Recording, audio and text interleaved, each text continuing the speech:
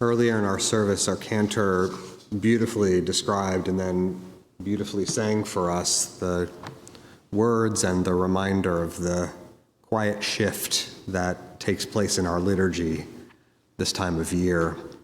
The change that we make to one line in our prayers twice annually. It's a liturgical toggle that flips at Passover and then flips back to its other setting on Sukkot.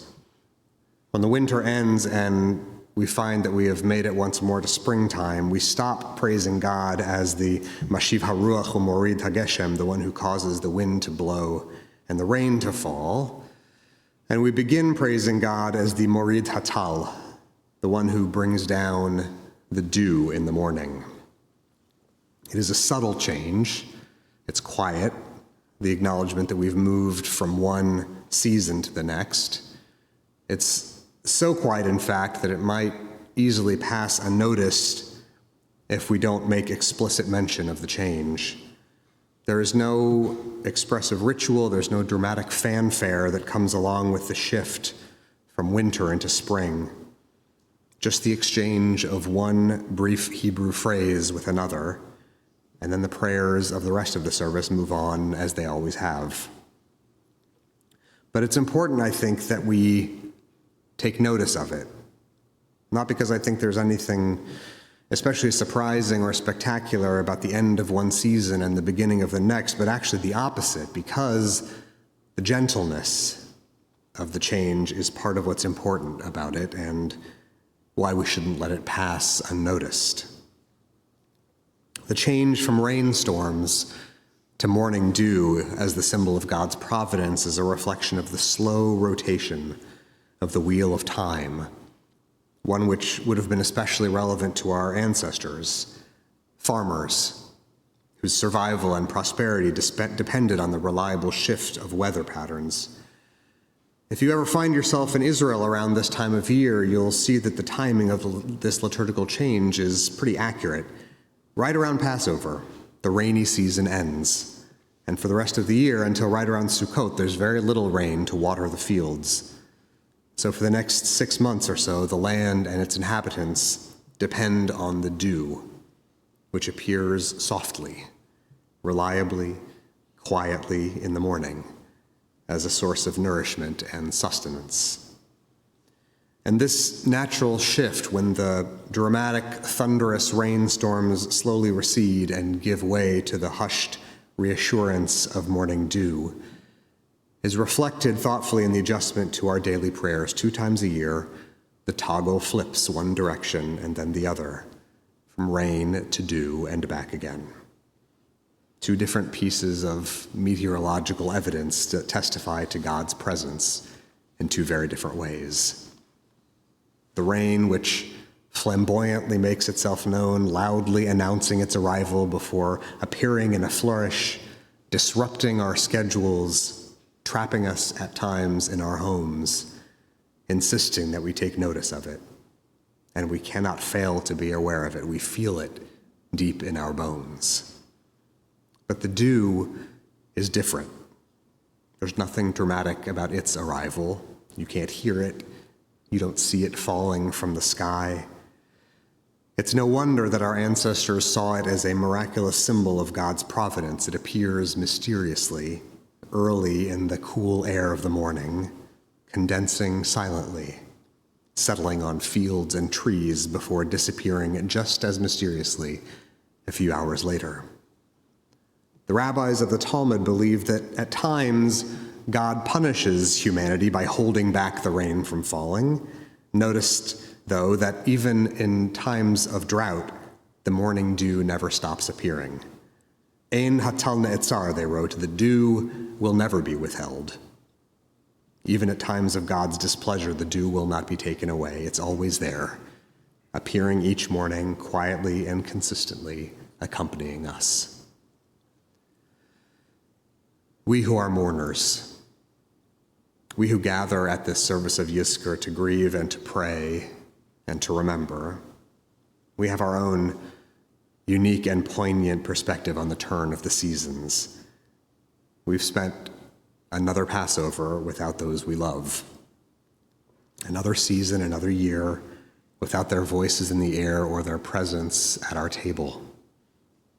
We miss them. We grieve for them. And just like the rain and the dew, our grief takes different forms when it arrives, different shapes at different times. Sometimes our grief is like the rain, loud and dramatic, overpowering and forceful. It bursts into our lives, disrupting our schedules and trapping us at times in our homes, demanding that we take notice of it. It wakes us with a start in the middle of the night. It muscles its way into our day, preventing us from finishing our work or finishing a sentence. It hammers at us, leaving us trembling, refusing to leave us alone until it decides it has finished with us. And sometimes grief is like the dew. It arrives softly on little cat feet, not announcing itself or insisting that we pay attention to it. This is the kind of grief we may not even be aware of until we feel its cool presence resting on our skin. It appears unexpectedly when you see your mother's handwriting on a recipe card, or when you hear someone laugh in a crowd, and for a moment you're convinced it's your father, who's been gone for years. When there's a photograph or a piece of news, or an invitation in the mail, and the one person you instinctively want to share it with is the one you can't. This kind of grief doesn't shout, but its whisper penetrates and lingers. And I'm not sure which kind of grief is more difficult to bear. The heavy tears and the forceful pang that feels like a stab, or the quieter, more subtle awareness of their absence that leaves us breathless just for a moment when we hear his favorite song, or when we walk into a room and know that someone there is wearing her favorite perfume. We mourners know both these kinds of grief, though of course we can never know which one we will experience on any given day. Grief doesn't maintain a tidy schedule. It doesn't move in predictable patterns. It certainly doesn't look the same for everyone. It may be quiet or loud. It may appear before us in a gradual crescendo or tumble in with a sudden clatter. Sometimes it overwhelms us like a flood. Sometimes it clings to us invisibly. And sometimes it does all those things in a single day. And the bittersweet gift of this Yizkor service is that here, none of us needs to justify our grief or try to explain why it feels the way it does. No one has to rationalize to anyone else why they can't keep themselves from crying when they come to temple, or why they haven't been able to bring themselves to come here at all. This Yizkor service offers us prayers of remembrance, but perhaps the most important thing it does is to open up a sort of container, a cistern, deep and wide enough to hold all of our grief, whatever kind it may be. Here in this place, we acknowledge every tender variety of human mourning, and we honor each kind with love. Our losses will stay with us forever, and the memories of our dear ones may be both burdens and blessings. There's no wrong way to grieve. And so this day, dedicated to the memory of our loved ones, reminds us to be gentle with ourselves, be patient with one another. We know better than anyone that grief may make itself known in tears or in silence, in heartbreak or in numbness. And whatever form it takes, it is worthy of reverence because we are here, all of us, together in our grief, accompanied by the reassuring presence of God, in the stillness and the storm, in the deluge and in the dew. Every year the seasons turn with reassuring regularity. Winter gives way to spring and summer to fall. The rainy season comes and goes, and the dew settles on the morning grass.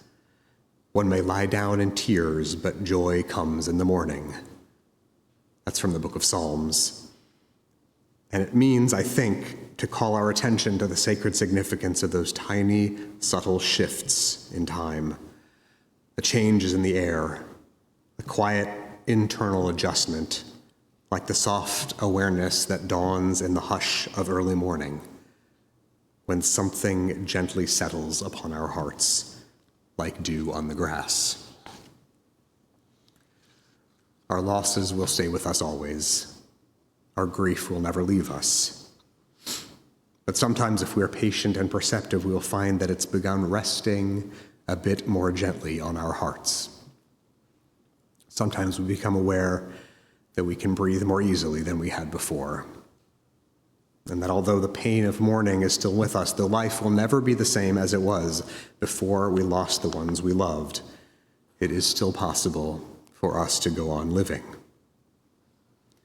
So today, as we speak the words and sing the songs and offer the prayers of Yizkor, we allow the memories to come in whatever form they may arrive. We welcome the flood and the mist, the clamor and the quiet. And may our memories come to rest gently on us, settling like the morning dew, clinging quietly, nourishing the unseen places inside our hearts, drawing us tenderly back into connection and into life.